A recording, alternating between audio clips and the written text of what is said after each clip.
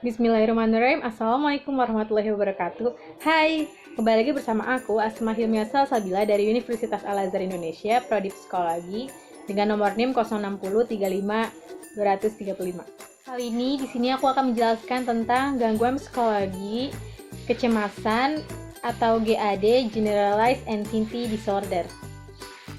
Menurut Kaplan, Sedok, dan Greb, dalam Fausia Widuri 2007 menyatakan bahwa kecemasan adalah respon terhadap situasi tertentu yang mengancam dan merupakan hal yang normal terjadi menyertai perkembangan, perubahan, hal baru, atau yang belum pernah dilakukan, serta dalam menemukan identitas diri dan arti hidup. Perbedaan utama antara GAD dan gangguan kecemasan lainnya adalah orang dengan gangguan kecemasan lainnya biasanya khawatir dengan satu hal yang spesifik.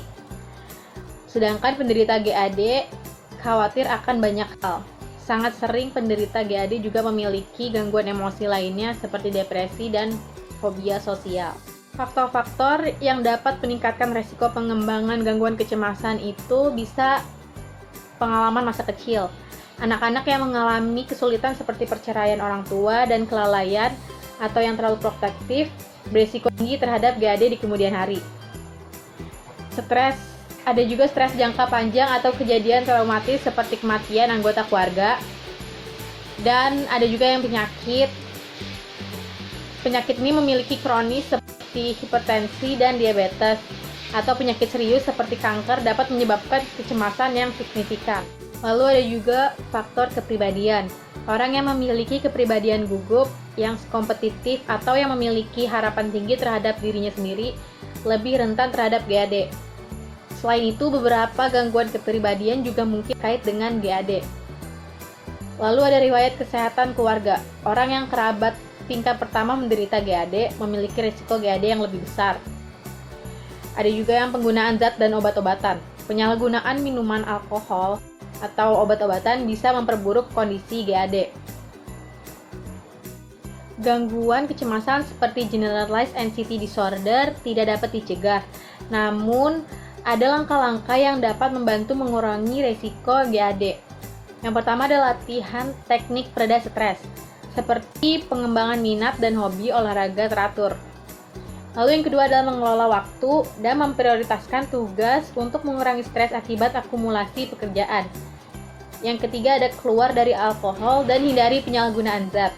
Dan yang keempat, bicaralah dengan teman, carilah konseling atau saran medis saat merasa sedih atau berkecil hati. Gangguan kecemasan diklasifikasikan sebagai neurosis hampir sepanjang abad ke-19. Istilah neurosis diambil dari kata yang berarti suatu kondisi abnormal atau sakit dari sistem saraf ditemukan oleh Cullen Nevitt DKK 2005 pada abad ke-18. Neurosis dilihat sebagai suatu penyakit pada sistem saraf. Kemudian berganti dengan pengertian dari Freud pada abad ke-20. Freud mengatakan bahwa tingkah laku neurotik terjadi karena adanya ancaman bahwa ide-ide pembangkit kecemasan yang tidak dapat diterima akan muncul ke dalam alam sadar. Semua gangguan ini mencerminkan usaha ego untuk mempertahankan dirinya sendiri melawan kecemasan.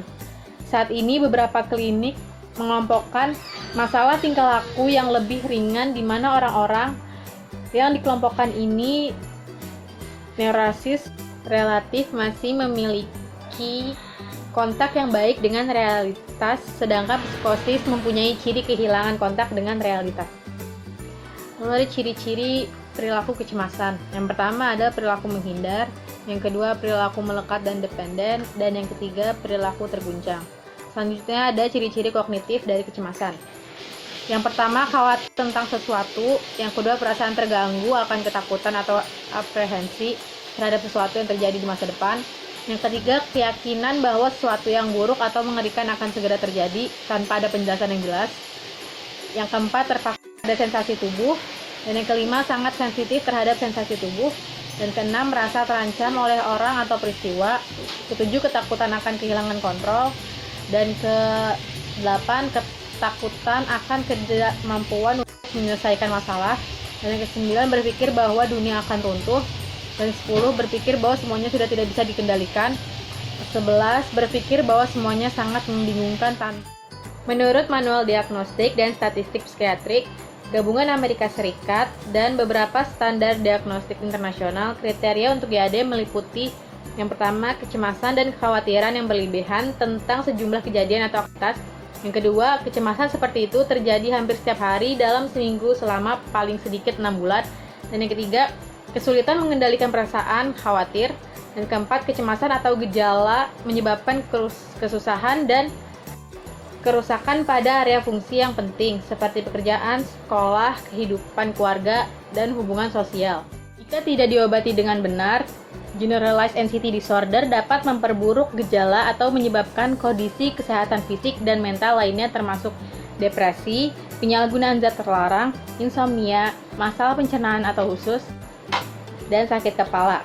Pasien GAD harus minum obat sesuai dengan petunjuk. Bahkan jika efek samping muncul atau Anda merasa gejala Anda membaik, jangan berhenti minum obat atau ganti dosisnya tanpa terlebih dahulu berkonsultasi dengan dokter Anda.